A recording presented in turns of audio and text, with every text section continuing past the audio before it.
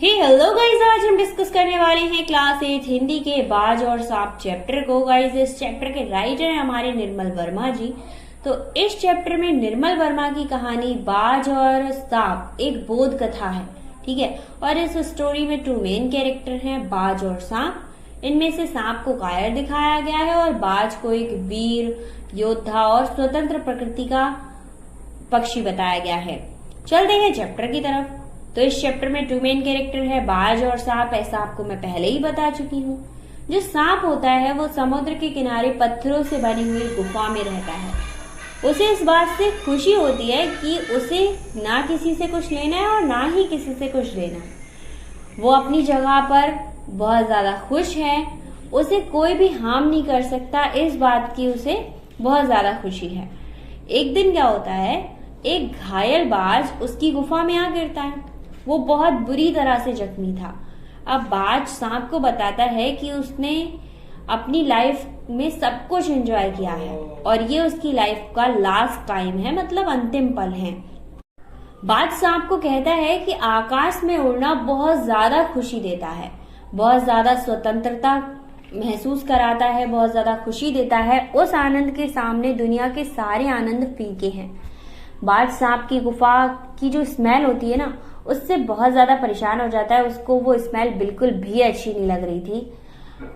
बाज को लास्ट बार फिर से उड़ना था स्काई में। वो सोच रहा था कि मरने से पहले एक बार मैं फिर से स्काई में उड़ पाऊं। अब सांप को डर था कहीं बाज मुझे खा ना जाए, तो वो खुद को बचाने के लिए और बाज की अंतिम इच्छा पूरी करने के लिए बाज को सपोर्ट करता है उड़ने के लिए और उसे मोटिवेट करता है कि भाई उड़ सकते हो तो उड़ सकते हो। फाइनली जो बाज होता है वो स्काई में उड़ना शुरू करता है और जैसे ही वो उड़ता है वैसे ही एक समुद्र में जाकर गिर जाता है और नदी में गिरता है और बहता हुआ समुद्र में गायब हो जाता है।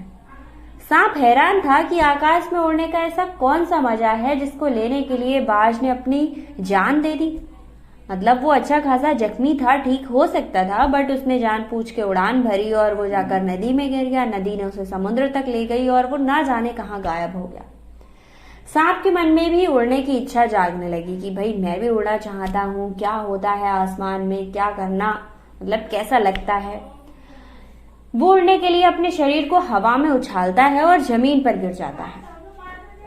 अब गिरता है तो उसे चोट भी लगती है, बट वो थैंक करता है गॉड का, क्योंकि उसे लग रहा था कि मेरी जान बची, वरना ऐसा भी हो सकता था मैं ऊपर उछला और मेरी जान ही चली जाती। फिर वो स्काई में बहुत सारी कमियां निकालने लगता है। वो कहता है स्काई में है ही क्या, ना जमीन है ना छत है, और घबराहट होने लगती है ऊपर जाते ही। मतलब लगता है कि बाज ने जमीनी हिस्सा नहीं देखा था, वो एक्सपीरियंस नहीं किया था जो मैं कर रहा हूँ। वो पागल था जो उसने अपनी जान दे दी स्काई में उड़ने के लिए। फिर वो दोबारा कोशिश नहीं करता है उड़ने की, क्योंकि सांप एक बार चोट खा चुका था। उसे अब लग रहा था कि नहीं भाई, अब मुझे नहीं उड़ना है। फिर सांप कुछ नोटिस करता है। सांप ने देखा कि चट्टानों को भीगती हुई समुद्र की लहरें, चट्टानों को भिगाती हुई समुद्र की लहरें, ऐसा लग रहा था जैसे उनसे गीत निकल रहे हों, मतलब कोई आवाजें आ रही हों और वो गाना गा रहे हों जो उसे सुनाई दे रहे थे। लहरों का जो गीत था वो दूर दूर तक सुनाई दे रहा था और उस जगह में गूंज रहा था। सांप ने सुना कि लहरें बहुत ही मधुर स्वर गा रही थी। हम लोग नहीं समझ सकते, बट एनिमल्स उस चीज को समझते हैं। और उनका यह गीत उन साहसी लोगों के लिए था जो अपने इरादे, अपनी स्वतंत्रता के लिए अपने प्राणों की परवाह किए बिना अपने प्राणों को हथेली पर लेकर घूमते हैं। सांप ने यह सुना और लहरें गा रही थी कि चतुर वही है जो अपने प्राणों की बाजी लगाकर जिंदगी के हर खतरे को बहादुरी से सामना करे, जो अपनी जिंदगी को आजादी से जिए। और सांप बड़ी ध्यान से उन लहरों के गीतों को सुन रहा था। एक्चुअली जो लहरें थी वो बाज की बहादुरी के लिए गा रही थी। बाज बहादुर था क्योंकि वो अपने शत्रुओं से लड़ते हुए मारा गया था। उसने बहादुरी से लड़ते हुए अपना रक्त बहाया था। लहरें कह रही थी कि उस बाज की खून की एक एक बूंद लोगों की जिंदगी से अंधेरे को मिटाकर प्रकाश फैलाएगी और साहसी बहादुर दिलों में स्वतंत्रता और प्रकाश के लिए प्रेम पैदा कर देगी। ऐसा लग रहा था कि जैसे लहरें बाज की कुर्बानी के लिए एक थैंक यू बोल रही हैं।